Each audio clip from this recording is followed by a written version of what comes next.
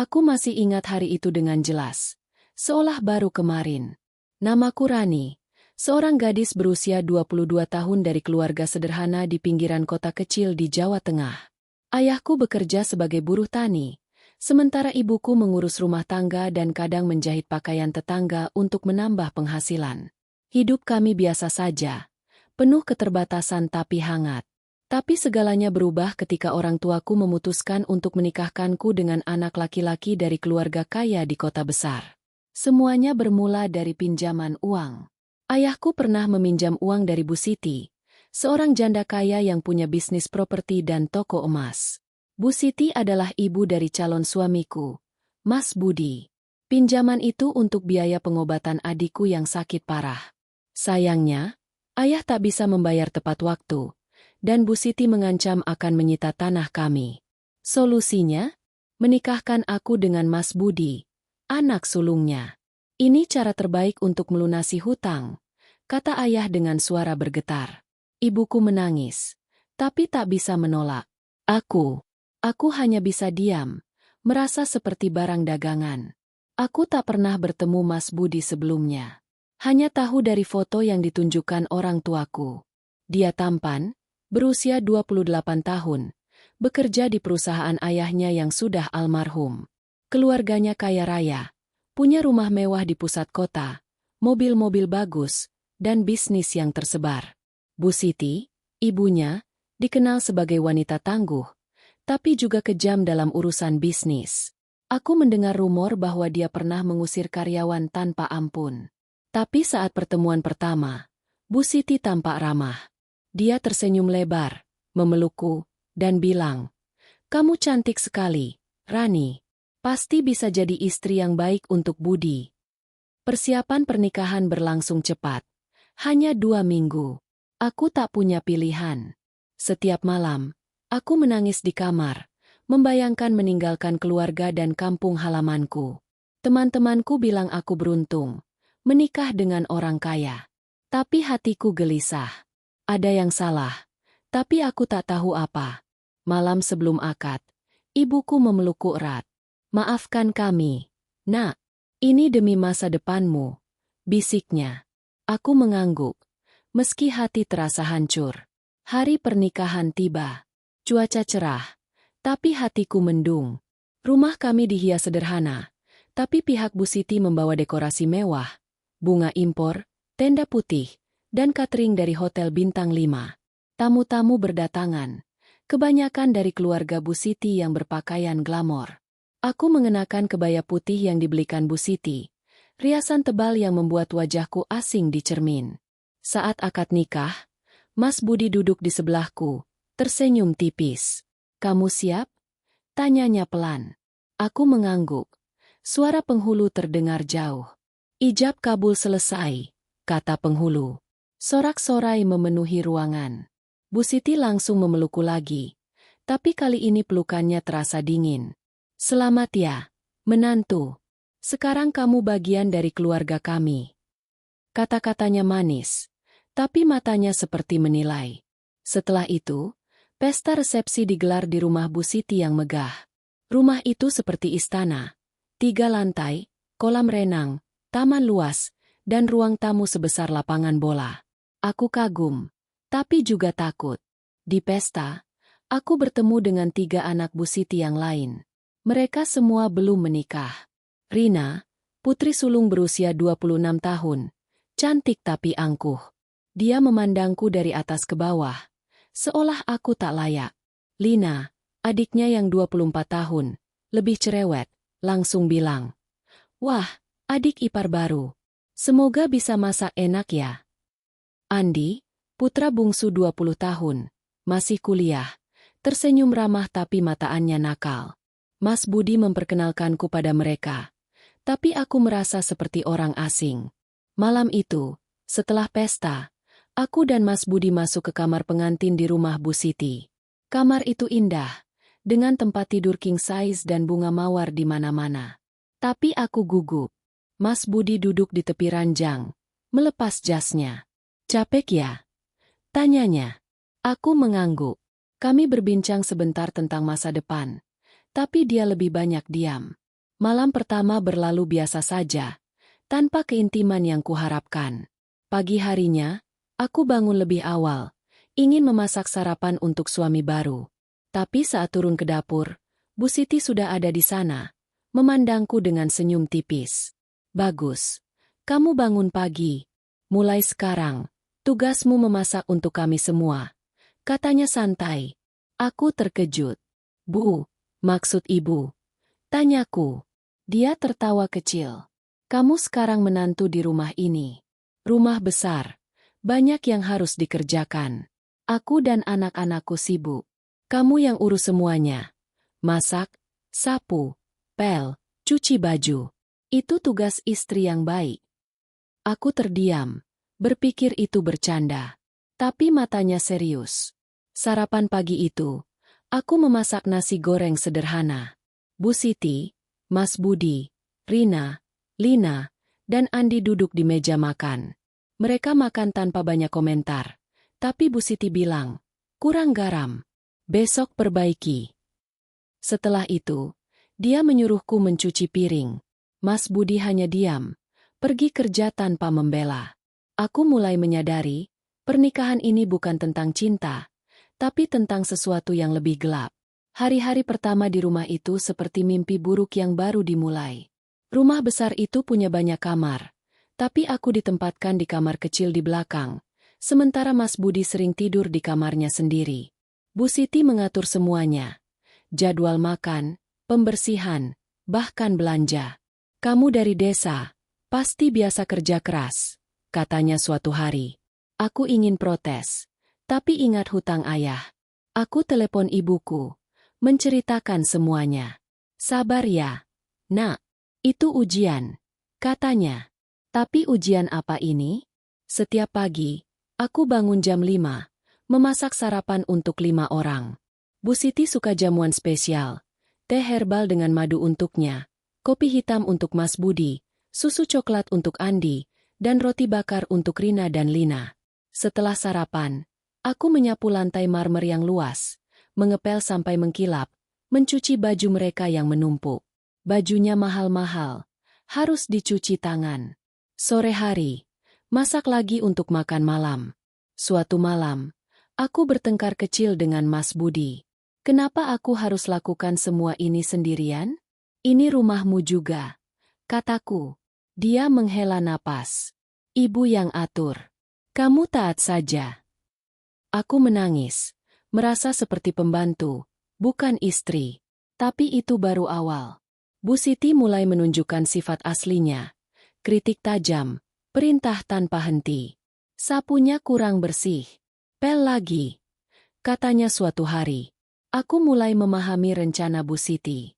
Pernikahan ini hanyalah alasan untuk mendapatkan pembantu gratis. Aku dijadikan budak di rumah sendiri. Tapi aku tak bisa lari. Setidaknya belum. Hutang ayah belum lunas. Dan aku tak punya tempat tujuan. Hari demi hari, aku bertahan, berharap suatu saat keadaan berubah. Tapi deep down, aku tahu, ini baru permulaan dari neraka yang lebih dalam. Pagi itu, sinar matahari menyelinap melalui celah-celah jendela besar di rumah Bu Siti, menerangi lantai marmer yang berkilau. Aku bangun dengan tubuh lelah, masih mencerna kenyataan bahwa aku kini menantu di rumah ini.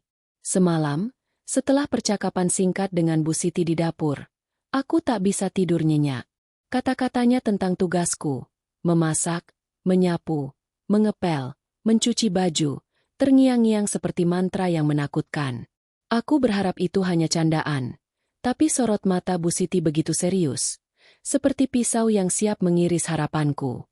Aku melangkah keluar dari kamar kecil di sudut rumah, tempat yang diberikan Bu Siti untukku. Kamar itu sederhana, jauh dari kemewahan rumah ini. Hanya ranjang sempit, lemari kayu tua, dan jendela kecil yang menghadap ke gudang. Mas Budi tidur di kamar lain. Katanya karena dia sering kerja larut malam dan tak ingin menggangguku. Aku ingin percaya itu alasan sebenarnya. Tapi hatiku berkata lain. Aku merasa seperti tamu yang tak diinginkan, bukan istri. Di dapur, aku menyalakan lampu dan memeriksa lemari es besar yang penuh dengan bahan makanan mahal, sayuran organik, daging impor, Buah-buahan yang tak pernah kulihat di kampungku. Bu Siti sudah memberi daftar menu untuk sarapan. Nasi goreng spesial untuk keluarga, lengkap dengan telur mata sapi, ayam suwir, dan acar.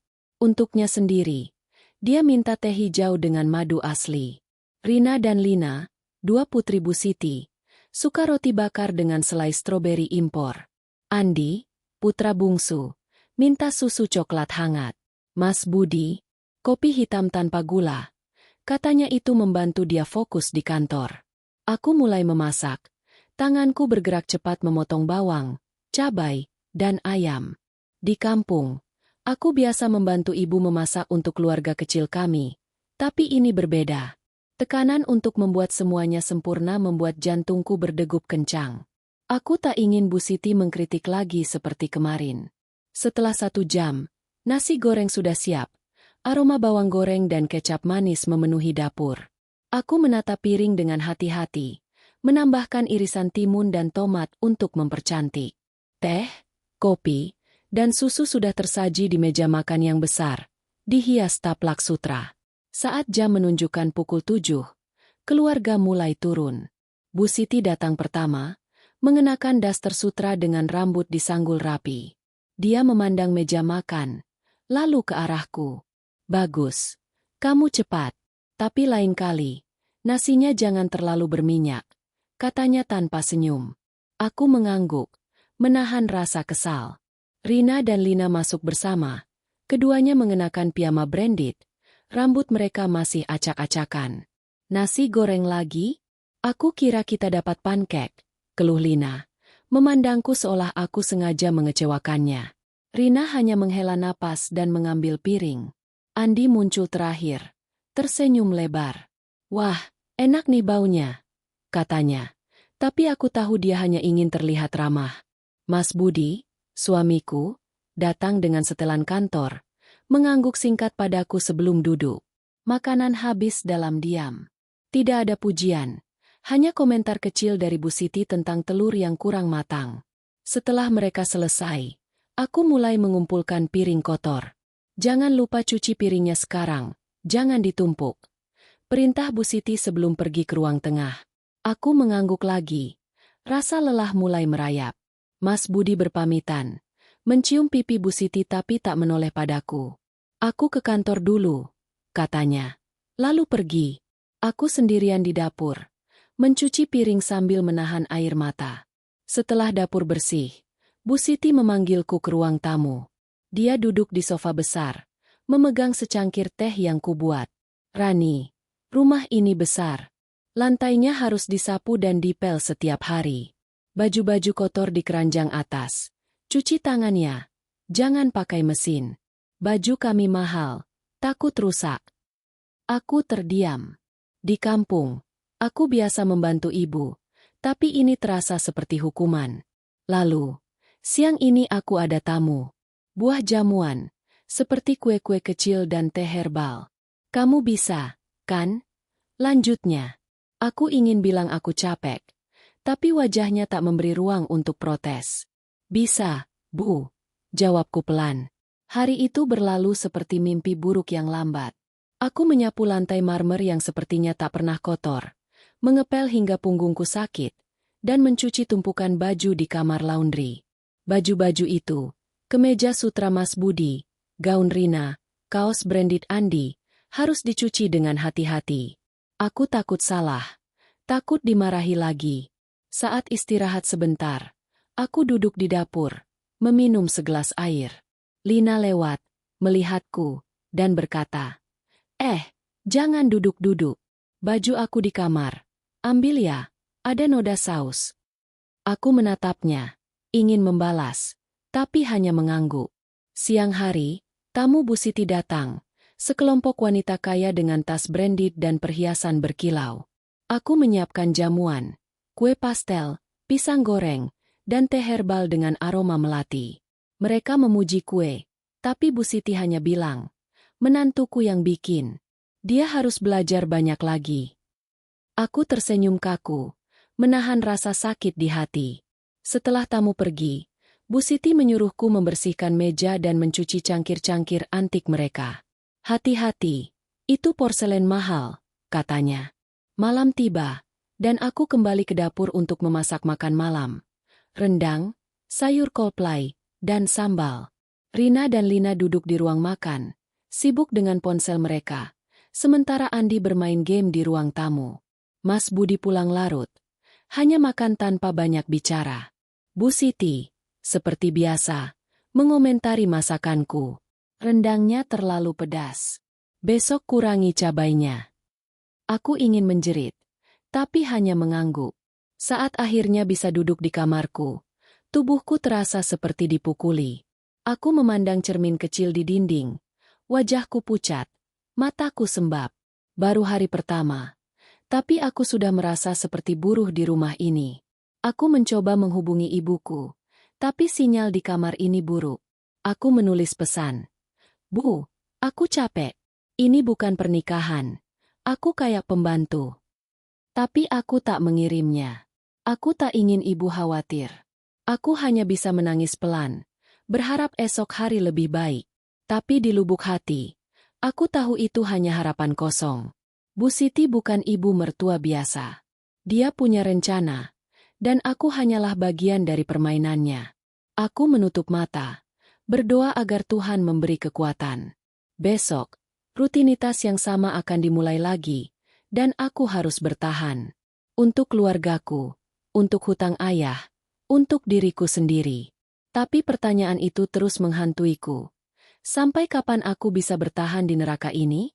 Hari ketiga di rumah Bu Siti terasa seperti tahun ketiga. Tubuhku mulai terbiasa bangun sebelum matahari terbit. Tapi hatiku masih memberontak. Pagi itu, aku terbangun jam 4.30. Alarm sederhana dari ponselku berbunyi pelan agar tak mengganggu siapapun. Kamar kecilku di sudut rumah terasa pengap. Hanya diterangi lampu neon yang redup. Aku menggosok mata, mencoba mengusir rasa lelah yang seolah menempel di tulang. Di luar, rumah besar itu masih gelap, kecuali lampu taman yang menyala samar, menciptakan bayang-bayang menyeramkan di dinding marmer. Aku melangkah ke dapur, tempat yang kini menjadi pusat hidupku. Daftar tugas dari Bu Siti sudah terpampang di meja. Sarapan harus siap jam 6.30. Lantai disapu dan dipel sebelum tamu datang siang nanti, dan tumpukan baju kotor di kamar laundry harus selesai sebelum makan malam. Menu hari ini lebih rumit. Soto ayam untuk keluarga, dengan tambahan perkedel kentang dan sambal khusus. Bu Siti minta teh jahe hangat dengan madu. Rina dan Lina ingin smoothie buah. Andi minta kopi susu, dan Mas Budi, seperti biasa, kopi hitam tanpa gula. Aku menghela napas. Tanganku sudah mulai gemetar hanya membaca daftar itu. Dapur besar itu dilengkapi peralatan canggih. Kompor gas dengan 6 tungku, oven listrik, dan blender yang harganya mungkin setara gaji ayahku setahun. Tapi semua itu tak membuat pekerjaanku lebih mudah. Aku mulai memotong ayam, merebus kaldu, dan menggoreng perkedel. Bau rempah soto, kunyit, serai, dan daun salam memenuhi udara. Tapi aku tak punya waktu menikmatinya. Setiap menit terasa seperti balapan, dan aku tak boleh kalah. Jika sarapan terlambat, Bu Siti pasti akan mengomel, dan aku sudah belajar bahwa omelannya lebih tajam dari pisau dapur. Pukul 6.30. Meja makan sudah tersaji. Soto ayam mengeluarkan uap hangat, perkedel ditata rapi, dan minuman masing-masing anggota keluarga diletakkan di tempat mereka. Bu Siti turun pertama, mengenakan daster sutra biru dengan anting mutiara. Dia memeriksa meja, mencium aroma soto, lalu memandangku. Bagus, kamu mulai belajar. Tapi sambalnya kurang pedas. Lain kali tambah cabai rawit. Aku mengangguk, menahan keinginan untuk membalas bahwa aku sudah menggunakan 10 cabai rawit seperti yang dimintanya kemarin. Rina dan Lina muncul. Keduanya mengenakan pakaian santai tapi mahal. Rina memandang smoothie-nya, lalu mengeluh. Ini kenapa ada ampas? Kamu nggak saring dulu. Aku ingin menjelaskan bahwa blender di dapur tak punya saringan khusus, tapi Lina menyela. Ya Tuhan, Rani, kamu harus belajar bikin smoothie yang benar. Lihat di YouTube kalau nggak tahu. Andi masuk dengan headphone di leher, mengambil mangkuk soto tanpa komentar, tapi matanya melirikku dengan senyum kecil yang membuatku tak nyaman. Mas Budi datang terakhir. Langsung duduk dan makan tanpa banyak bicara. Dia hanya mengangguk saat aku bertanya apakah kopinya pas. Setelah sarapan, seperti biasa, keluarga bubar. Bu Siti ke ruang tengah untuk menonton acara pagi favoritnya. Rina dan Lina ke kamar masing-masing. Andi ke sofa dengan laptopnya. Dan Mas Budi ke kantor. Aku ke dapur lagi. Mencuci piring, mangkuk, dan gelas dengan tangan karena Bu Siti tak percaya mesin cuci piring bisa membersihkan dengan baik. Air sabun membuat tanganku kering. Tapi aku tak punya waktu mengeluh. Setelah dapur bersih, aku mengambil sapu dan alat pel, mulai menyapu lantai marmer yang luas. Rumah ini punya 3 lantai, dengan lorong panjang dan kamar-kamar besar. Menyapu dan mengepel memakan waktu 2 jam, dan punggungku sudah terasa seperti patah. Saat istirahat sejenak di dapur, aku minum air dari gelas plastik, satu-satunya yang boleh kugunakan, karena gelas kaca adalah untuk keluarga. Lina lewat, membawa setumpuk baju kotor. Rani, ini bajuku. Ada noda lipstik di blus putih. Bersihkan ya, aku mau pakai besok. Dia melempar baju itu ke keranjang tanpa menoleh. Aku menggigit bibir, menahan amarah.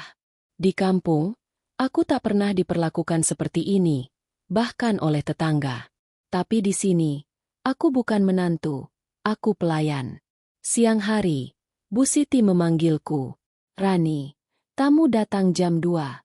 Siapkan jamuan, kue lumpur, pisang goreng, dan teh herbal. Jangan lupa, piringnya yang porselen putih, bukan yang biasa. Aku mengangguk, meski kepalaku pusing memikirkan semua tugas. Aku buru-buru ke dapur, membuat adonan kue lumpur dan menggoreng pisang. Bau manis adonan bercampur dengan minyak panas. Tapi aku tak bisa menikmati. Setiap detik, aku takut gagal. Tamu Bu Siti adalah para wanita dari klub sosialnya. Dan dia selalu ingin terlihat sempurna di depan mereka. Pukul 2, tamu datang. Aku membawa nampan penuh kue dan teh. Berjalan hati-hati agar tak menumpahkan apapun. Wanita-wanita itu memuji kue lumpur. Tapi Bu Siti hanya tersenyum tipis. Menantuku yang bikin. Masih belajar, sih. Tapi lumayan.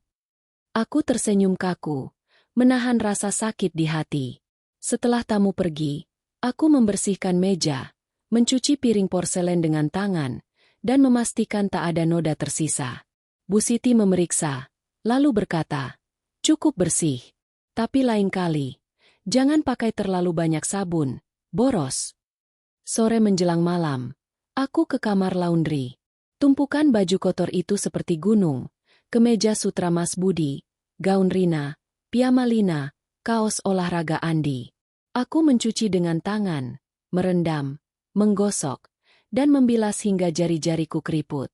Noda lipstik di blus Rina sulit hilang, dan aku harus menggosok berulang-ulang. Saat selesai, aku menggantung baju di jemuran belakang rumah, di bawah sinar matahari yang mulai redup. Angin sore seharusnya menyegarkan, tapi aku terlalu lelah untuk merasakannya. Malam tiba, dan aku kembali memasak. Ayam bakar, tumis kangkung, dan nasi putih. Keluarga makan dalam diam, kecuali Bu Siti yang mengeluh ayamnya kurang empuk. Rina dan Lina sibuk dengan ponsel mereka. Andi bermain game di tablet, dan Mas Budi hanya mengangguk saat aku bertanya apakah makanannya enak. Setelah makan, aku mencuci piring lagi, menyapu dapur, dan memastikan semuanya rapi sebelum tidur. Pukul 22, aku akhirnya masuk ke kamarku. Tubuhku seperti tak punya tulang lagi. Aku duduk di ranjang, memandang foto keluargaku di ponsel. Aku rindu ibu, ayah, dan adikku. Aku ingin menelepon mereka, tapi takut Bu Siti mendengar. Aku menulis pesan tanpa mengirim. "Bu, aku tak tahan di sini. Aku cuma pembantu." Air mata jatuh, tapi aku cepat mengusapnya. Aku tak boleh lemah. Hutang ayah masih ada, dan aku tak punya tempat lain. Tapi di sudut hati, aku mulai bertanya, apakah ini hidup yang kuinginkan? Apakah pernikahan ini hanya jebakan? Dan yang paling menakutkan, apakah aku akan selamanya terperangkap di rumah ini? Seminggu telah berlalu sejak aku menjadi menantu di rumah Bu Siti, tapi rasanya seperti seabad. Tubuhku mulai terbiasa dengan rutinitas yang melelahkan, tapi hatiku semakin terpuruk. Setiap pagi, aku bangun jam 4.30, sebelum ayam berkokok, untuk mempersiapkan sarapan. Setiap malam, aku baru bisa merebahkan diri di ranjang kecilku setelah pukul 22, hanya untuk terbangun lagi beberapa jam kemudian. Tapi yang membuatku benar-benar lelah bukan hanya pekerjaan fisik, melainkan cara Bu Siti memperlakukanku, seperti aku bukan manusia, melainkan mesin yang harus berjalan sempurna tanpa keluhan. Pagi itu, seperti biasa, aku sudah di dapur sejak fajar. Daftar tugas dari Bu Siti terpampang di meja, ditulis dengan tinta merah yang seolah mengejekku. Menu hari ini, bubur ayam dengan cakwe, telur rebus, dan kuah kaldu yang kaya rempah. Bu Siti minta teh serai hangat, Rina dan Lina minta jus alpukat, Andi minta susu coklat dengan tambahan whipped cream, dan Mas Budi tetap dengan kopi hitamnya. Aku mulai memasak, tanganku bergerak cepat memotong ayam, merebus beras, dan menyiapkan kuah. Bau kaldu ayam memenuhi dapur, tapi aku tak punya waktu untuk menikmati. Setiap detik terasa seperti ujian, dan Bu Siti adalah penguji yang tak pernah puas. Saat sarapan tersaji, keluarga turun ke meja makan. Bu Siti, dengan daster sutra merah dan anting emas besar, memeriksa setiap piring dengan tatapan kritis. Buburnya terlalu kental. Rani, lain kali tambah air, katanya tanpa melihatku. Aku mengangguk, menahan napas agar tak membalas. Rina mengeluh jus alpukatnya kurang manis, meski aku sudah menambahkan 2 sendok gula. Lina, dengan nada sinis, berkata, "Kamu nggak pernah dengar apa itu blender, ya? Ini masih kasar." Andi hanya tersenyum kecil, tapi matanya menatapku dengan cara yang membuatku tak nyaman. Mas Budi, seperti biasa, makan dalam diam, lalu pergi ke kantor tanpa sepatah kata untukku. Setelah mereka selesai, aku mengumpulkan piring kotor dan mulai mencuci. Tapi belum sempat aku selesai, Bu Siti memanggilku ke ruang tamu. Dia duduk di sofa besar, memegang secangkir teh serai yang kubuat. "Rani, mulai hari ini, kamu bangun jam 4, bukan pukul 4.30. Rumah ini harus lebih bersih. Lantai di lantai 2 kemarin masih ada debu. Dan baju-baju kotor harus selesai sebelum siang. Aku nggak mau lihat tumpukan di laundry." Aku terdiam, ingin protes bahwa aku sudah bekerja dari pagi hingga malam, tapi sorot matanya membuatku menelan kata-kata itu. "Iya, Bu," jawabku pelan. Hari itu, pekerjaanku bertambah berat. Setelah mencuci piring, aku menyapu dan mengepel seluruh lantai di 3 lantai rumah. Marmer yang mengkilap itu seolah mengejekku. Setiap noda kecil terlihat jelas, dan Bu Siti selalu menemukan sesuatu untuk dikritik. Saat aku sedang mengepel di lorong lantai 2, Rina keluar dari kamarnya, mengenakan gaun mahal yang sepertinya baru dibeli. "Rani, lantainya masih basah. Kamu mau aku jatuh?" bentaknya. Aku meminta maaf, meski hatiku ingin berteriak bahwa aku baru saja mengepel. Dia melemparkan sepasang sepatu kotor ke arahku. "Bersihkan ini juga. Aku mau pakai sore ini." Di kamar laundry, tumpukan baju kotor semakin menumpuk. Kemeja sutra Mas Budi, gaun Rina dan Lina, kaos olahraga Andi, semuanya harus dicuci tangan karena Bu Siti tak percaya mesin cuci. Aku merendam, menggosok, dan membilas hingga jari-jariku keriput dan kulitku terasa perih karena sabun. Salah satu gaun Rina ada noda anggur yang sulit hilang. Aku menggosoknya berulang-ulang, takut dimarahi. Tapi ketika aku menggantung gaun itu untuk dijemur, Bu Siti muncul di belakangku. "Rani, ini apa?" katanya, menunjuk noda kecil yang tersisa. "Kamu sengaja biarkan noda ini? Gaun itu mahal, tahu." Aku mencoba menjelaskan bahwa aku sudah berusaha, tapi dia memotong. "Cuci ulang. Sekarang." Aku kembali ke bak cuci. Air mata mulai menggenang. Tapi Bu Siti belum selesai. "Dan mulai besok, kamu buatkan jamuan khusus untukku setiap sore. Aku suka kue tradisional, lupis, cenil, atau klepon. Jangan sampai salah lagi." Aku mengangguk, Meski kepalaku pusing membayangkan tambahan tugas itu. Siang itu, aku harus menyiapkan jamuan untuk tamu Bu Siti lagi, sekelompok wanita dari klub sosialnya. Aku membuat kue lumpur dan teh melati, berhati-hati agar piring porselen tak pecah. Tamu-tamu itu memuji kue, tapi Bu Siti hanya berkata, "Menantuku masih belajar. Masih jauh dari sempurna." Malam itu, aku memasak makan malam, ikan gurame bakar, sayur bayam, dan tempe goreng. Rina dan Lina mengeluh ikannya terlalu kering. Andi meminta sambal tambahan, dan Bu Siti bilang tempenya kurang renyah. Mas Budi hanya makan dalam diam, lalu pergi ke kamarnya. Aku ingin berbicara dengannya, meminta dukungan, tapi dia selalu menghindar. Ibu cuma ingin yang terbaik untuk keluarga, katanya saat aku akhirnya memberanikan diri bertanya mengapa aku diperlakukan seperti ini. Kamu harus sabar, Rani. Ini tugas istri. Aku kembali ke kamarku. Tubuhku terasa seperti dipukuli. Aku duduk di ranjang, memandang foto keluargaku di ponsel. Aku rindu ibu, ayah, dan adikku. Aku ingin menelepon mereka, tapi sinyal di kamar ini buruk, dan aku takut Bu Siti mendengar. Aku menulis pesan tanpa mengirim. Bu, aku tak tahan lagi. Aku cuma budak di sini. Air mata jatuh, tapi aku cepat mengusapnya. Aku tak boleh menyerah, bukan? Hutang ayah masih ada, dan aku tak punya tempat lain untuk pergi. Tapi malam itu, sesuatu dalam diriku mulai berubah. Aku mulai menyadari bahwa Bu Siti bukan hanya ketat, dia kejam. Setiap perintahnya, setiap kritiknya, dirancang untuk membuatku merasa kecil, tak berdaya. Aku bukan menantu di rumah ini. Aku adalah pembantu yang tak dibayar, terikat oleh pernikahan yang tak pernah kuinginkan. Aku menutup mata, berdoa agar Tuhan memberi kekuatan. Tapi di sudut hati, sebuah pertanyaan mulai muncul. Apakah aku bisa terus bertahan? Atau akankah aku menemukan cara untuk melawan? Hampir sebulan aku terperangkap dalam rumah besar ini, tapi setiap hari terasa seperti siksaan yang sama, hanya dengan dosis yang semakin berat. Tubuhku sudah terbiasa dengan rasa lelah yang menggerogoti, tapi hatiku semakin rapuh. Aku, Rani, yang dulu dikenal sebagai gadis ceria di kampung, kini hanya bayangan dari diriku sendiri. Cermin kecil di kamarku menunjukkan wajah pucat dengan lingkar hitam di bawah mata. Tangan yang dulu lembut kini kasar, penuh kapalan dari mencuci baju dan menggosok lantai. Bu Siti, ibu mertuaku, seolah menikmati penderitaanku, dan anak-anaknya, Rina, Lina, dan Andi, tak kalah kejam dengan tuntutan mereka yang tak pernah berhenti. Pagi ini, seperti biasa, aku bangun jam 4, sesuai perintah baru Bu Siti.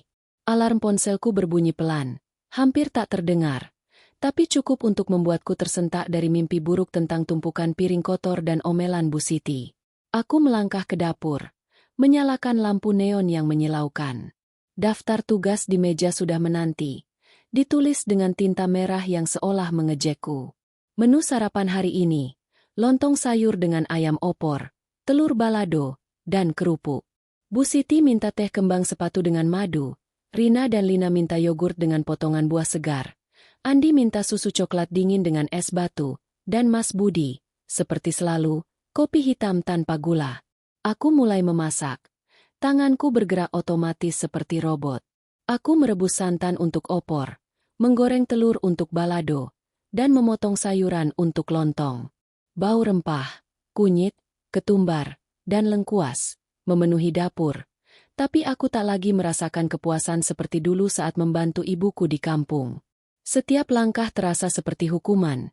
Setiap potongan sayur seperti pengingat bahwa aku hanyalah pelayan di rumah ini. Pukul 6.30. Meja makan sudah tersaji.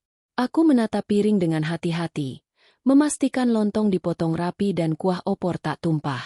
Minuman diletakkan di tempat masing-masing, dengan es batu yang sempurna untuk Andi.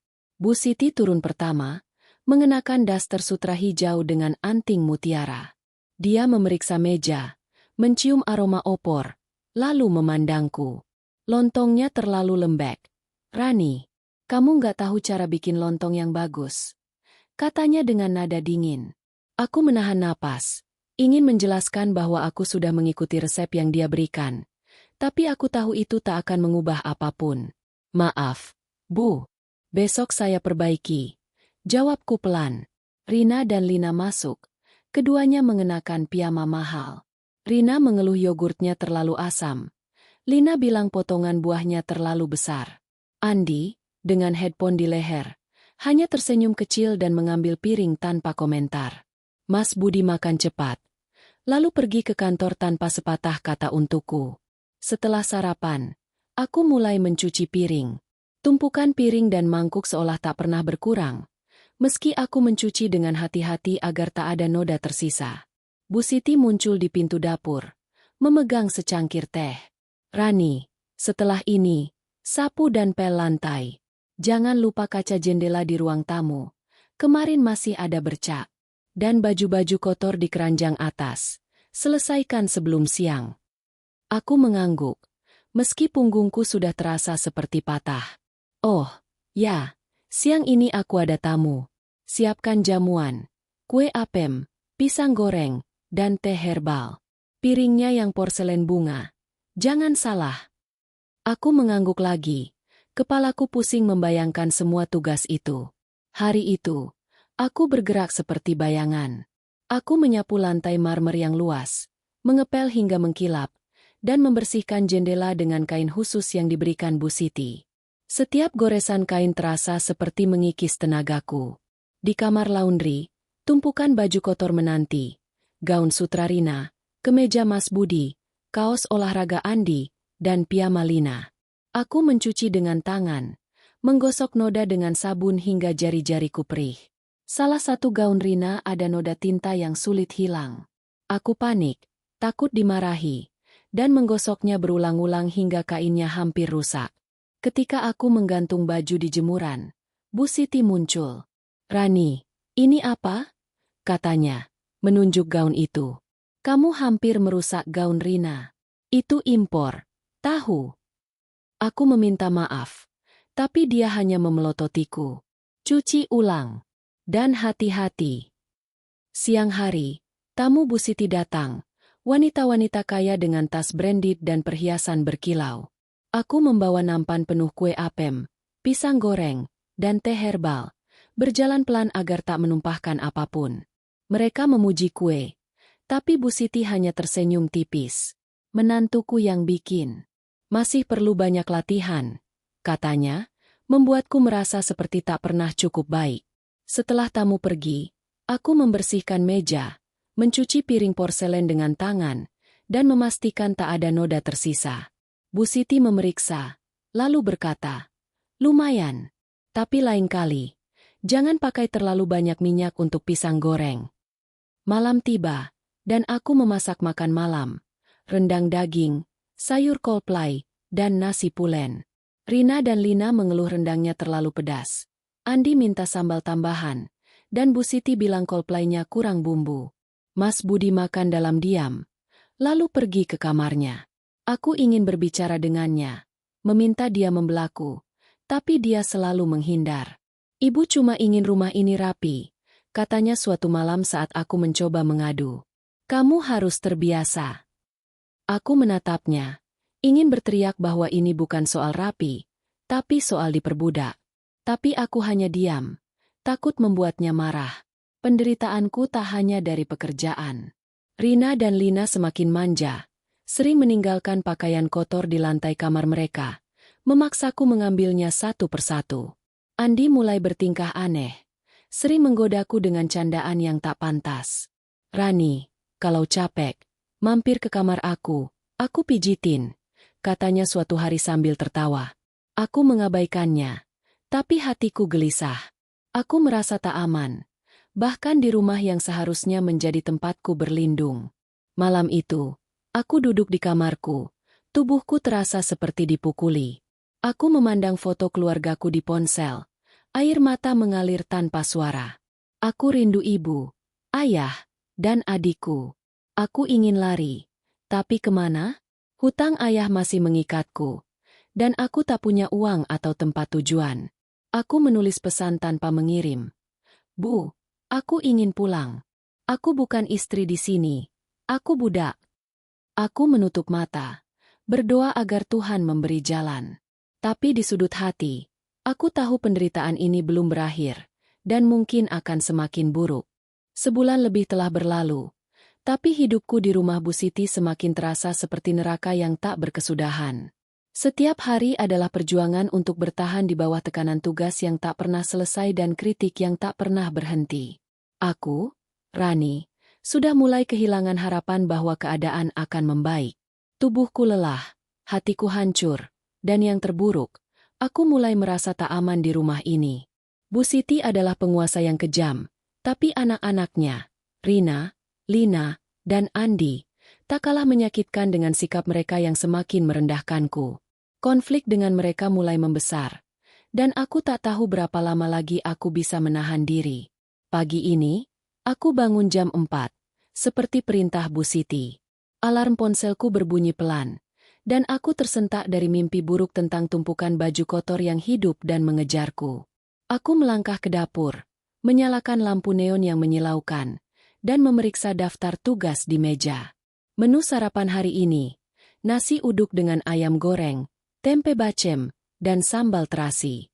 Bu Siti minta teh chamomile dengan madu, Rina dan Lina minta smoothie mangga, Andi minta kopi susu dingin, dan Mas Budi, seperti biasa, kopi hitam tanpa gula. Aku mulai memasak, tanganku bergerak otomatis, tapi pikiranku dipenuhi rasa takut akan kritik yang pasti datang. Aku merebus santan untuk nasi uduk, menggoreng ayam dengan bumbu kuning, dan menyiapkan sambal. Bau rempah memenuhi dapur, tapi aku tak bisa menikmatinya. Setiap langkah terasa seperti berjalan di atas tali tipis, dan aku tahu satu kesalahan kecil bisa membuat Bu Siti atau anak-anaknya meledak. Pukul 6.30.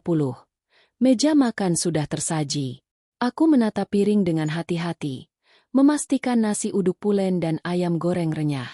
Minuman diletakkan di tempat masing-masing, dengan es batu yang sempurna untuk Andi. Bu Siti turun pertama, mengenakan daster sutra ungu dengan anting berlian kecil. Dia memeriksa meja, mencicipi sambal, lalu memandangku. Sambalnya terlalu asin. Rani, kamu nggak pernah dengar apa itu takaran? Katanya dengan nada tajam. Aku menahan napas, ingin menjelaskan bahwa aku sudah mengikuti resepnya. Tapi aku tahu itu tak akan mengubah apapun. Maaf, Bu. Besok saya perbaiki. Jawabku pelan. Rina dan Lina masuk bersama, mengenakan piyama branded. Rina mengelus smoothie-nya terlalu kental. Lina bilang mangganya kurang manis. Andi, dengan senyum kecil yang kini terasa semakin menyeramkan, mengambil piring tanpa komentar. Mas Budi makan cepat, lalu pergi ke kantor tanpa menoleh padaku. Setelah sarapan, aku mulai mencuci piring. Tapi belum sempat selesai, Rina muncul di pintu dapur, memegang gaun putih. Rani, ini gaunku ada noda lipstik. Bersihkan sekarang, aku mau pakai malam ini, katanya dengan nada perintah. Aku mengangguk, meski tanganku masih basah oleh air sabun. Lina menyusul, membawa sepasang sepatu kotor. Ini sepatuku, bersihkan juga. Aku mau ke pesta besok.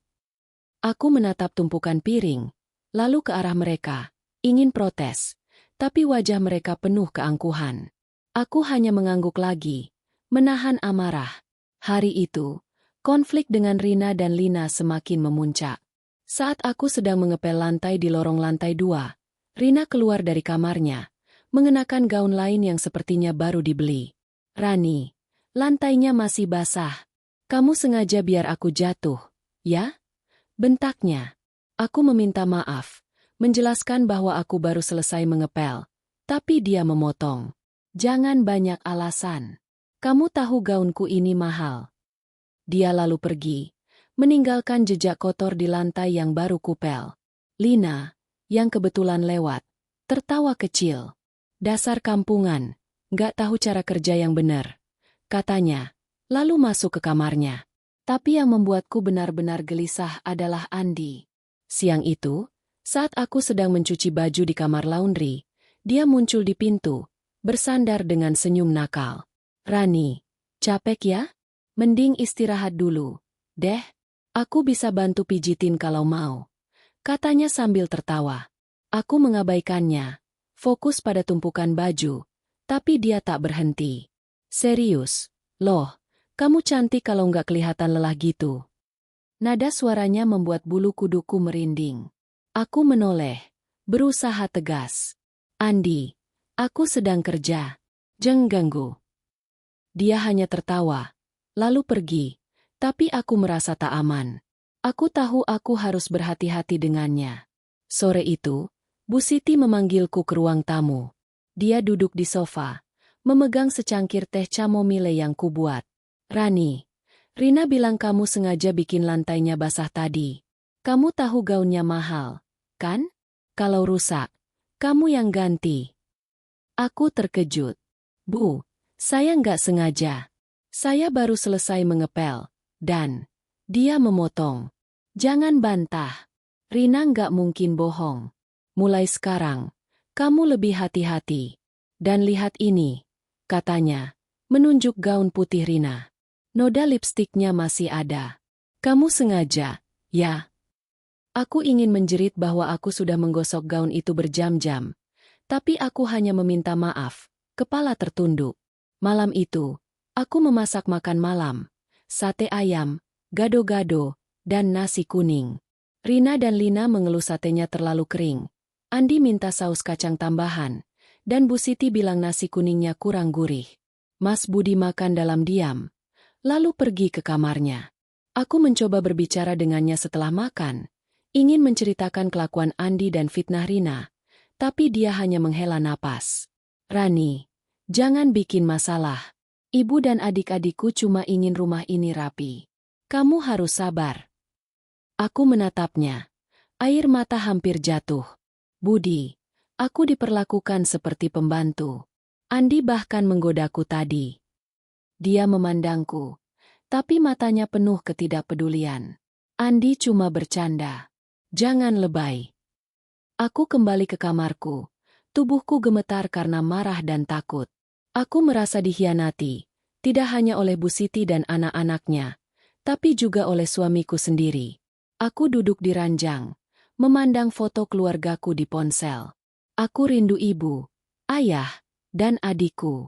Aku ingin lari, tapi hutang ayah masih mengikatku, dan aku tak punya uang atau tempat tujuan. Aku menulis pesan tanpa mengirim. Bu, aku takut. Aku nggak cuma budak. Aku nggak aman di sini. Air mata mengalir. Tapi aku cepat mengusapnya. Aku tahu aku harus bertahan. Tapi untuk pertama kalinya, aku mulai berpikir. Mungkin aku harus mencari cara untuk melarikan diri, sebelum semuanya menjadi lebih buruk. 2 bulan di rumah Bu Siti telah mengubahku menjadi seseorang yang hampir tak ku kenali. Aku, Rani, yang dulu penuh mimpi dan tawa di kampung, kini hanya bayangan pucat yang bergerak dari dapur ke kamar laundry, dari sapu ke pel, dari piring kotor ke tumpukan baju. Tubuhku lelah, tapi yang lebih menyakitkan adalah hatiku yang perlahan mati. Bu Siti, ibu mertuaku, semakin menunjukkan sifat aslinya, kejam, tanpa belas kasih. Anak-anaknya, Rina, Lina, dan Andi, mengikuti jejaknya. Memperlakukanku seperti budak yang tak punya hak. Tapi hari ini, sesuatu dalam diriku patah, dan aku tahu aku telah mencapai titik puncak penderitaanku. Pagi itu, aku bangun dengan tubuh panas dan kepala berdenyut. Aku tahu aku sakit, mungkin demam karena kelelahan yang tak pernah berhenti. Tapi alarm ponselku tetap berbunyi jam 4. Dan daftar tugas Bu Siti sudah menanti di meja dapur. Menu sarapan hari ini, rawon daging dengan telur asin, sambal goreng kentang, dan kerupuk udang. Bu Siti minta teh jahe dengan madu, Rina dan Lina minta jus jeruk segar, Andi minta susu coklat panas, dan Mas Budi, seperti selalu, kopi hitam tanpa gula. Aku mencoba berdiri, tapi kakiku gemetar. Aku minum segelas air, berharap itu cukup untuk mendorongku melewati hari ini. Dapur terasa lebih pengap dari biasanya. Aku merebus daging untuk rawon, menggoreng kentang untuk sambal, dan menyiapkan bumbu dengan tangan gemetar. Bau rempah, kencur, kemiri, dan serai biasanya membangkitkan semangat, tapi pagi ini hanya membuatku mual. Aku bersandar sejenak di meja dapur, mencoba menahan pusing, tapi suara Bu Siti tiba-tiba menggema dari ruang makan. "Rani, sarapan sudah selesai belum? Jangan lambat." Aku tersentak, buru-buru kembali bekerja. Pukul 6.30, meja makan tersaji, meski tanganku hampir tak kuat mengangkat nampan. Rawon mengeluarkan uap hangat, sambal goreng kentang ditata rapi, dan minuman diletakkan di tempat masing-masing. Bu Siti turun pertama, mengenakan daster sutra biru tua dengan anting emas. Dia memeriksa meja, mencicipi rawon, lalu memandangku dengan tatapan dingin. Dagingnya keras. "Rani, kamu nggak tahu cara masak rawon yang benar," katanya, nadanya seperti cambuk. Aku ingin menjelaskan bahwa aku sudah merebus daging selama 2 jam, tapi kepalaku terlalu pusing untuk membalas. "Maaf, Bu," jawabku lemah. Rina dan Lina masuk, mengeluh jus jeruknya kurang dingin. Andi, dengan senyum nakal yang kini membuatku muak, berkata, "Rawonnya lumayan, tapi kurang pedas." Mas Budi makan cepat, lalu pergi ke kantor tanpa sepatah kata. Setelah sarapan, aku mulai mencuci piring, tapi tubuhku semakin lemah. Aku merasa dunia berputar, dan aku harus bersandar di wastafel agar tak jatuh. Bu Siti muncul di pintu dapur. "Rani, kenapa lambat? Setelah ini, sapu dan pel lantai. Jangan lupa baju-baju kotor di keranjang atas. Dan siang ini aku ada tamu penting. Siapkan jamuan, kue klepon, pisang goreng, dan teh melati. Jangan sampai salah." Aku mencoba menjawab, tapi suaraku serak. "Bu, saya kurang sehat hari ini. Boleh saya istirahat sebentar?" Dia memelototiku, wajahnya penuh kemarahan. "Sakit? Jangan cari alasan. Kamu pikir rumah ini bisa berjalan sendiri? Kerjakan tugasmu, atau aku telepon orang tuamu dan bilang kamu tak becus jadi menantu." Aku terdiam, air mata hampir jatuh, tapi aku menahannya. Aku kembali bekerja, menyapu lantai dengan tangan gemetar, mengepel hingga keringat bercampur dengan demam. Di kamar laundry, tumpukan baju kotor menanti, gaun sutra Rina, kemeja Mas Budi, kaos olahraga Andi, dan piyama Lina. Aku mencuci dengan tangan, meski setiap gerakan terasa seperti menyiksa. Noda pada gaun Rina lagi-lagi membuatku panik. Tapi aku terlalu lemah untuk menggosok dengan keras. Ketika aku menggantung baju di jemuran, Bu Siti muncul. "Rani, ini apa? Gaun Rina masih kotor. Kamu sengaja, ya?" Aku meminta maaf, tapi dia tak peduli. "Cuci ulang. Sekarang." Siang itu, tamu Bu Siti datang, sekelompok wanita dari klub bisnisnya, dengan pakaian mewah dan perhiasan berkilau. Aku membawa nampan penuh kue klepon, pisang goreng, dan teh melati, berjalan pelan agar tak jatuh. Tubuhku panas, kepalaku berputar, tapi aku memaksakan diri. Salah satu tamu memuji klepon, tapi Bu Siti hanya tersenyum tipis. "Menantuku yang bikin. Masih jauh dari sempurna," katanya, membuatku merasa seperti sampah. Saat aku kembali ke dapur, aku tak sengaja menabrak meja kecil, dan satu cangkir porselen jatuh, retak di lantai. Bu Siti mendengar suara itu dan berlari ke dapur, diikuti tamu-tamunya. "Rani, apa ini?" teriaknya, menunjuk cangkir yang retak. Wajahnya merah padam, matanya seperti ingin mencabiku. "Kamu tahu cangkir itu antik? Harganya lebih mahal dari hidupmu." Tamu-tamu menatapku, beberapa berbisik, yang lain tertawa kecil. Aku gemetar, demamku semakin parah, tapi aku meminta maaf berulang-ulang. "Bu, saya nggak sengaja. Saya sakit hari ini." Dia memotong. "Sakit? Alasan? Kamu sengaja bikin malu aku di depan tamu. Kalau nggak bisa kerja, pulang ke kampungmu dan jangan kembali." Aku berdiri di sana, di depan tamu-tamu yang menatapku seperti binatang. Air mata akhirnya jatuh. Aku ingin lari, tapi kakiku terlalu lemah. Bu Siti menyuruhku membersihkan pecahan cangkir dan melanjutkan pekerjaan.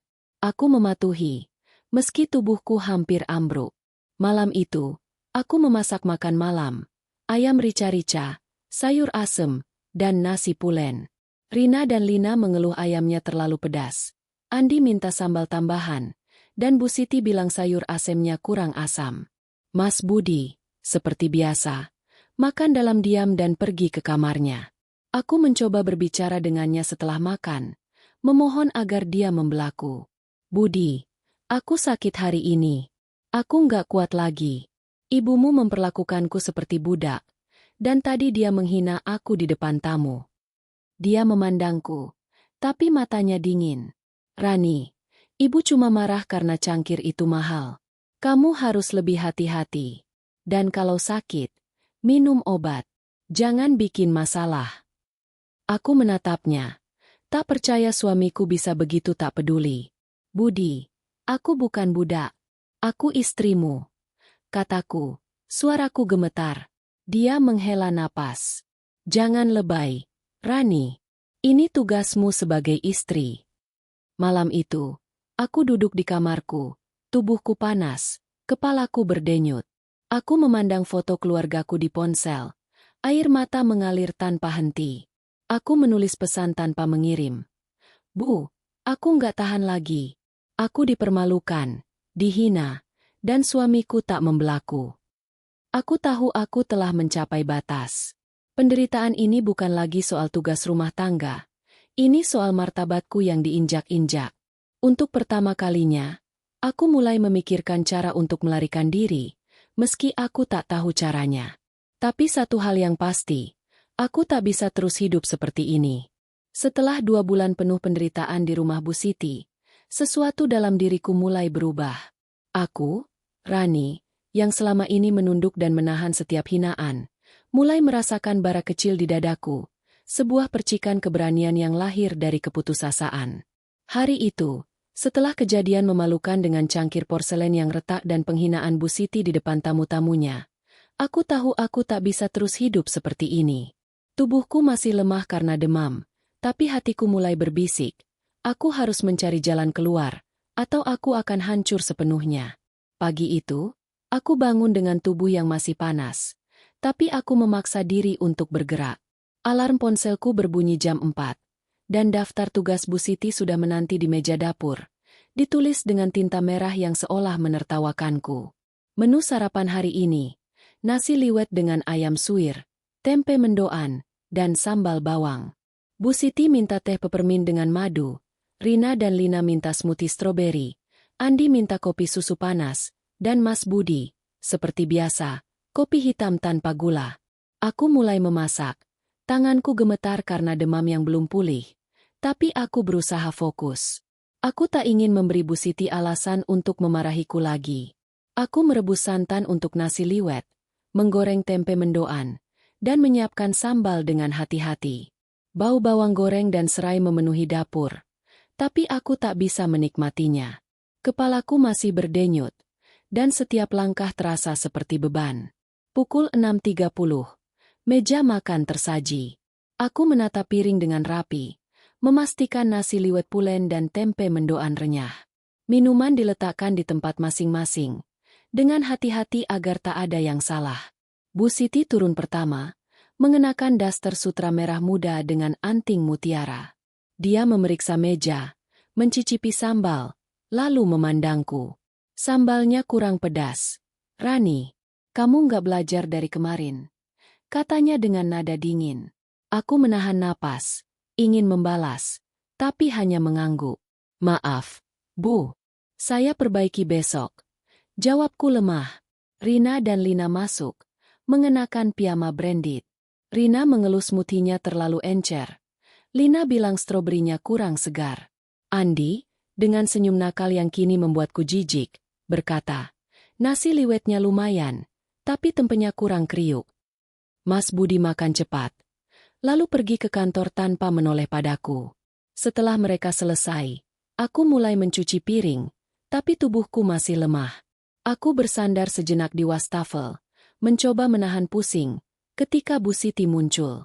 Rani, jangan bermalas-malasan. Sapu dan pel lantai sekarang. Baju-baju kotor di keranjang atas harus selesai sebelum siang. Dan siang ini aku ada tamu. Siapkan jamuan, kue lapis, pisang goreng, dan teh melati. Piringnya yang porselen bunga. Jangan sampai retak lagi. Aku mengangguk. Meski kepalaku terasa seperti akan pecah. Hari itu, saat aku sedang mengepel lantai di ruang tamu, sesuatu yang tak terduga terjadi. Aku mendengar suara langkah di belakangku dan menoleh untuk melihat Mbak Sari, tetangga sebelah yang kadang datang untuk mengantar paket atau sekadar mengobrol dengan Bu Siti. Mbak Sari, seorang ibu rumah tangga berusia 40-an, selalu ramah padaku. Dia melihatku mengepel dengan wajah pucat dan berkata, "Rani, kamu baik-baik saja? Kelihatan lelet banget hari ini." Aku tersenyum kecil, tak ingin mengeluh, tapi matanya penuh perhatian. "Aku cuma agak capek, Mbak," jawabku pelan. Mbak Sari duduk di sofa, menunggu Bu Siti yang sedang di kamar atas. Dia memandangku, lalu berkata, "Rani, aku perhatikan kamu tiap hari kerja keras banget. Ini rumah besar. Tapi kok cuma kamu yang bersihin? Nggak ada pembantu lain?" Pertanyaannya membuatku terkejut. Selama ini, aku tak pernah berbicara dengan siapapun tentang penderitaanku. Takut Bu Siti tahu.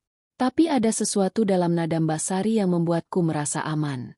Aku menunduk, lalu berbisik, "Mbak, saya nggak tahu harus cerita ke siapa. Saya diperlakukan seperti pembantu di sini. Bu Siti dan anak-anaknya selalu nyuruh saya kerja, dari pagi sampai malam." Mbak Sari memandangku dengan mata melebar. "Ya Tuhan, Rani, kamu menantu, bukan pembantu. Kamu nggak bilang ke suamimu?" Aku menggeleng. Air mata mulai menggenang. "Saya coba, Mbak. Tapi Mas Budi selalu bela ibunya. Saya nggak tahu harus apa lagi." Mbak Sari menghela napas, lalu memegang tanganku. "Rani, kamu nggak bisa terus gini. Kamu harus cari bantuan. Kalau keluargamu jauh, mungkin kamu bisa cerita ke polisi atau ke lembaga yang bantu perempuan. Atau minimal, mulai nabung, cari cara keluar dari sini." Kata-katanya seperti cahaya di kegelapan. Untuk pertama kalinya, aku merasa ada harapan. Setelah Mbak Sari pergi, aku kembali bekerja, tapi pikiranku penuh dengan sarannya. Nabung? Aku tak punya uang, tapi setiap minggu Bu Siti memberiku uang belanja untuk keperluan dapur. Aku mulai berpikir untuk menyisihkan sedikit dari uang itu, meski risikonya besar. Jika Bu Siti tahu, dia pasti akan mengusirku tanpa ampun. Tapi aku tak peduli lagi. Aku harus mencoba. Siang itu, aku menyiapkan jamuan untuk tamu Bu Siti, kue lapis, pisang goreng, dan teh melati. Aku berhati-hati agar tak ada piring yang retak lagi. Tamu-tamu memuji kue, tapi Bu Siti hanya berkata, "Menantuku yang bikin. Masih perlu banyak belajar." Aku tersenyum kaku, tapi di dalam hati, aku berjanji pada diri sendiri, aku akan keluar dari sini. Sore itu, aku diam-diam mengambil Rp1.000 dari uang belanja dan menyimpannya di dalam kotak kecil di kamarku. Itu jumlah kecil, tapi itu adalah langkah pertama. Aku mulai merencanakan pelarian, meski aku tahu itu tak akan mudah. Bu Siti sepertinya mulai curiga. Saat aku sedang mencuci baju di kamar laundry, dia muncul dan memeriksaku dengan tatapan tajam. "Rani, kamu kelihatan aneh hari ini. Jangan macam-macam. Ya, ingat, keluargamu masih punya hutang ke aku." Aku mengangguk, menahan rasa takut, tapi di dalam hati, aku bertekad, aku tak akan selamanya menjadi budaknya. Malam itu, aku memasak makan malam, soto Betawi, perkedel jagung, dan nasi pulen. Rina dan Lina mengeluh sotonya terlalu berminyak. Andi minta sambal tambahan, dan Bu Siti bilang perkedelnya kurang renyah. Mas Budi makan dalam diam, lalu pergi ke kamarnya. Aku mencoba berbicara dengannya, memohon agar dia melihat penderitaanku, tapi dia hanya berkata, "Rani, ibu cuma ketat karena ingin yang terbaik." Eba. Aku menatapnya, air mata tertahan. "Budi, aku nggak bisa terus gini. Aku sakit, aku capek, aku dihina setiap hari." Dia menghela napas, lalu pergi tanpa jawaban. Di kamarku, aku duduk di ranjang, memandang foto keluargaku di ponsel. Aku menulis pesan tanpa mengirim. Bu, aku akan coba keluar dari sini. Doakan aku. Air mata mengalir. Tapi kali ini ada sedikit kekuatan di dadaku. Mbak Sari telah menyalakan percikan keberanian. Dan aku tahu aku harus bertindak. Aku tak tahu bagaimana caranya. Tapi aku akan mencari jalan. Sebelum Bu Siti dan anak-anaknya menghancurkan sisa-sisa diriku. 3 bulan di rumah Bu Siti telah mengikis hampir seluruh kekuatanku. Tapi percikan keberanian yang dinyalakan oleh Mbak Sari mulai membesar menjadi api kecil di dadaku. Aku, Rani, tak lagi ingin menjadi budak di rumah yang seharusnya menjadi tempatku berlindung. Setiap hinaan dari Bu Siti, setiap perintah angku dari Rina dan Lina, setiap godaan tak pantas dari Andi, dan ketidakpedulian Mas Budi telah mendorongku ke titik di mana aku harus melawan, atau kehilangan diriku sepenuhnya. Hari ini, aku memutuskan untuk berhenti menunduk. Aku akan menghadapi mereka, meski aku tahu konsekuensinya bisa mengerikan. Pagi itu, aku bangun jam 4. Tubuhku masih lemah dari demam yang belum sepenuhnya pulih, tapi tekadku lebih kuat dari sebelumnya. Daftar tugas Bu Siti, seperti biasa, menanti di meja dapur, ditulis dengan tinta merah yang seolah mengejekku. Menu sarapan hari ini, nasi kuning dengan ayam bumbu rujak, telur dadar, dan sambal terasi. Bu Siti minta teh melati dengan madu, Rina dan Lina minta smoothie kiwi, Andi minta susu coklat dingin, dan Mas Budi, seperti selalu, kopi hitam tanpa gula. Aku mulai memasak, tanganku bergerak dengan cepat. Tapi pikiranku sibuk merencanakan apa yang akan kulakukan nanti. Aku tahu hari ini akan berbeda. Aku merebus santan untuk nasi kuning, menggoreng ayam dengan bumbu rujak, dan menyiapkan sambal dengan hati-hati. Bau rempah memenuhi dapur. Tapi aku tak lagi merasa terintimidasi oleh tekanan untuk membuat semuanya sempurna. Pukul 6.30. Meja makan tersaji. Aku menata piring dengan rapi, memastikan nasi kuning pulen dan ayam bumbu rujak menggugah selera.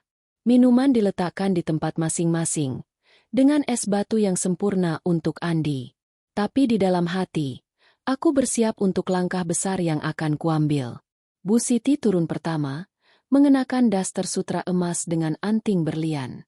Dia memeriksa meja, mencicipi sambal, lalu memandangku dengan tatapan kritis. Nasi kuningnya terlalu kering.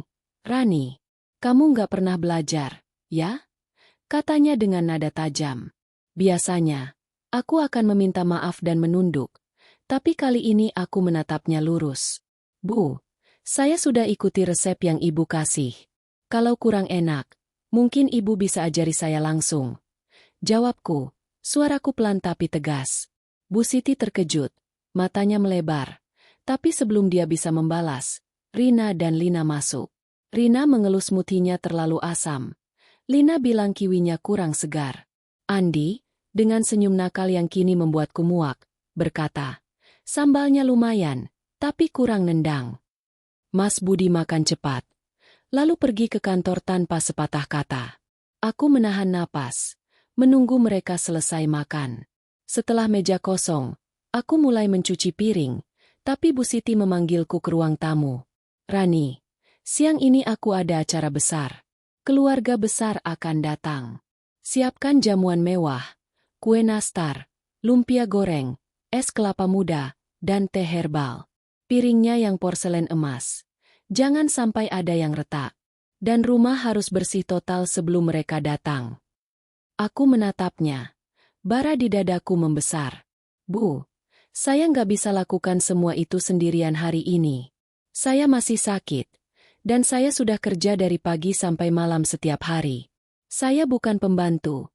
Saya menantu Ibu. Ruangan menjadi sunyi. Bu Siti memelototiku. Wajahnya memerah. Apa katamu?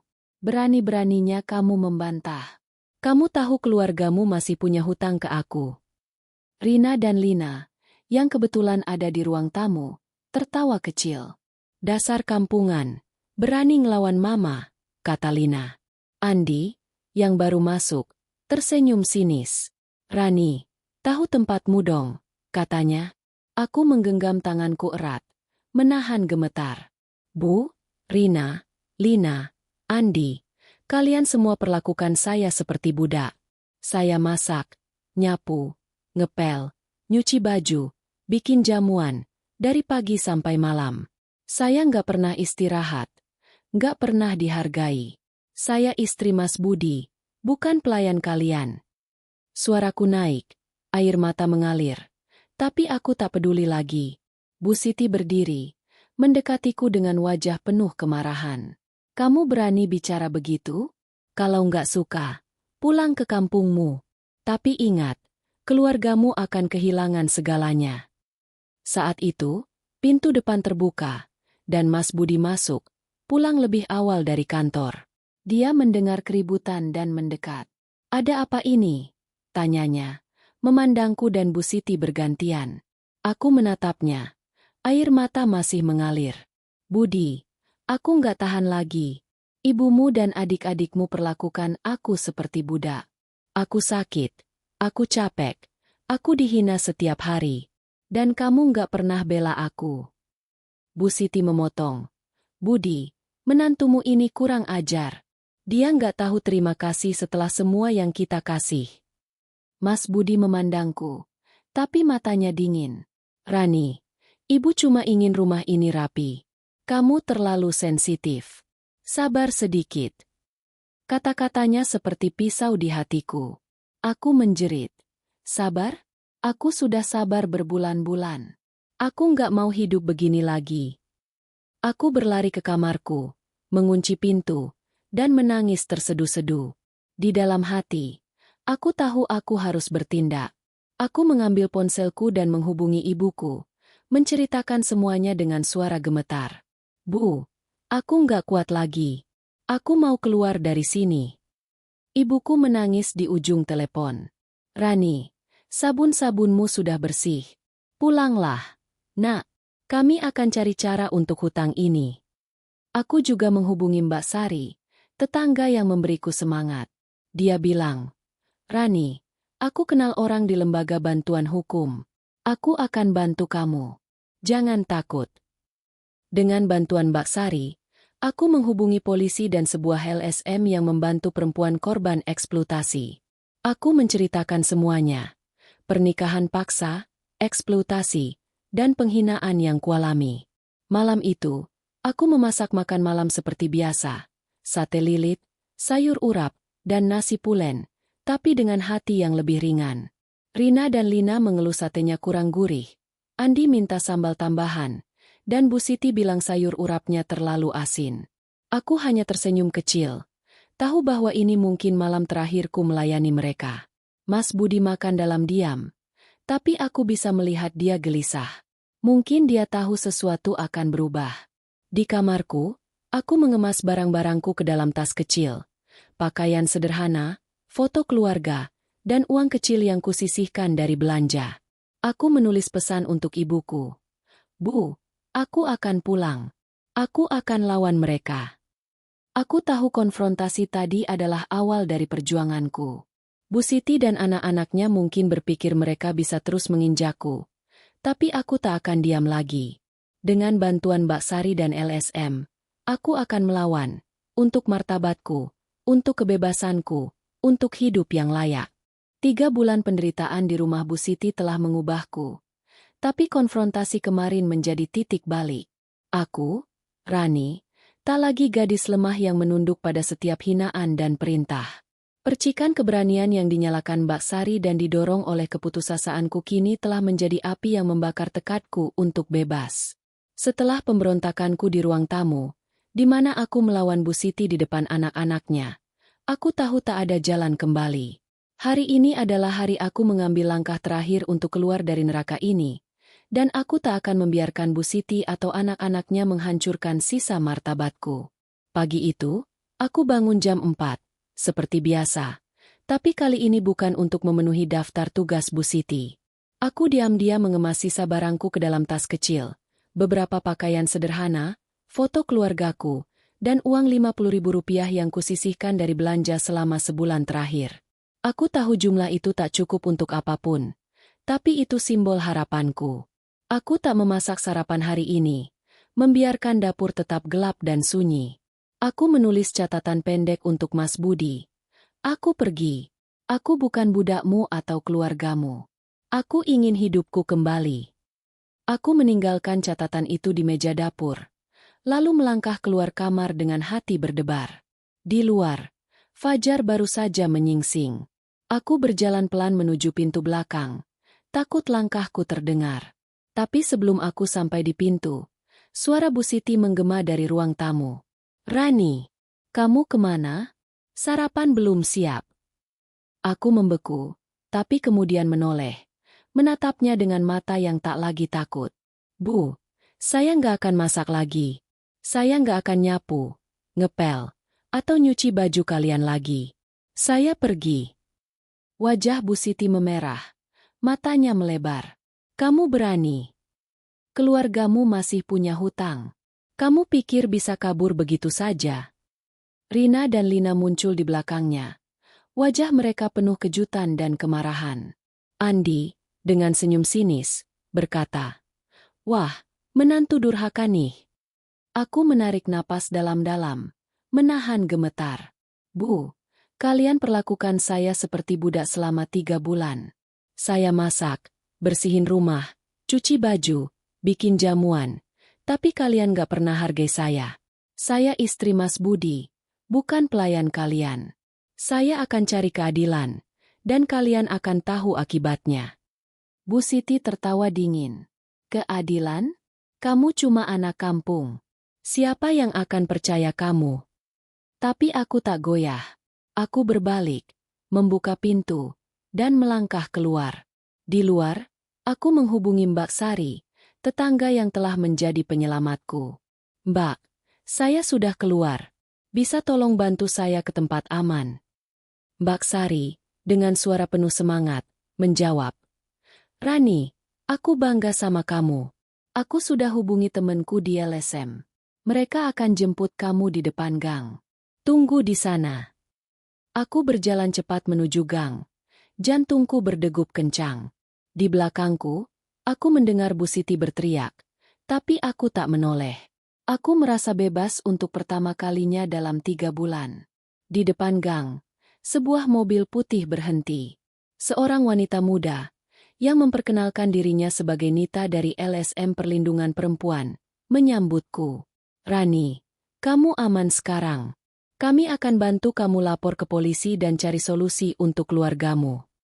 Aku menangis, bukan karena sedih, tapi karena lega. Aku menceritakan semuanya. Pernikahan paksa, eksploitasi, hinaan Bu Siti, fitnah Rina dan Lina, godaan Andi, dan ketidakpedulian Mas Budi. Nita mendengarkan dengan penuh perhatian, lalu berkata, "Kamu korban eksploitasi domestik. Kami akan pastikan kamu dapat keadilan." Di kantor polisi, aku membuat laporan resmi. Dengan bantuan LSM, aku juga menghubungi pengacara yang bersedia menangani kasusku secara gratis. Aku menceritakan bagaimana Bu Siti menggunakan hutang ayahku sebagai alat untuk memaksaku menikah dan menjadikanku budak. Polisi mencatat semua bukti, termasuk foto kapalan di tanganku dan pesan-pesan yang pernah kutulis tapi tak kukirim ke ibuku. Mereka juga berjanji akan menyelidiki Bu Siti dan keluarganya atas tuduhan eksploitasi dan pelecehan. Sore itu, aku tiba di rumah orang tuaku di kampung. Ibuku memelukku erat, menangis. "Rani, maafkan kami. Kami nggak tahu kamu menderita begitu." Ayahku, yang terlihat lebih tua dari usianya, meminta maaf berulang-ulang karena hutangnya. Aku memeluk mereka, berkata, "Ini bukan salah kalian. Yang penting, saya bebas sekarang." Adikku, yang kini sudah sehat, memegang tanganku erat, memberiku kekuatan. Beberapa hari kemudian, kabar dari kota sampai ke kampung. Bu Siti dan anak-anaknya menghadapi konsekuensi sosial yang berat. Tetangga dan teman-teman klub sosial Bu Siti mulai menjauh setelah ceritaku menyebar. LSM membantu menyebarkan kisahku secara anonim di media sosial. Dan banyak orang marah atas perlakuan Bu Siti. Polisi juga memanggil Bu Siti untuk dimintai keterangan. Dan meski proses hukum masih panjang, aku tahu dia tak akan lolos begitu saja. Mas Budi menghubungiku sekali, meminta maaf dan memohonku kembali, Tapi aku menolak. Aku mengajukan cerai, dan dengan bantuan pengacara, aku yakin itu akan segera selesai. Aku mulai hidup baru di kampung. Aku bekerja sebagai penjahit bersama ibuku, memulai dari kecil tapi dengan hati yang ringan. Aku juga bergabung dengan kelompok perempuan di desa, berbagi ceritaku untuk memperingatkan yang lain tentang bahaya pernikahan paksa dan eksploitasi. Setiap malam, aku menatap langit berbintang di teras rumah, merasa damai untuk pertama kalinya dalam waktu lama. Aku tak lagi budak, tak lagi menantu yang diinjak-injak. Aku Rani, gadis yang telah merebut kembali hidupnya. Di hati, aku berjanji untuk membantu perempuan lain yang terjebak seperti dulu. Bu Siti dan anak-anaknya mungkin berpikir mereka bisa mengendalikan hidupku, tapi mereka salah. Keberanianku, meski kecil di awal, telah membawaku ke kebebasan. Dan sekarang, aku akan hidup untuk diriku sendiri, untuk keluargaku, dan untuk mereka yang masih mencari jalan keluar dari kegelapan.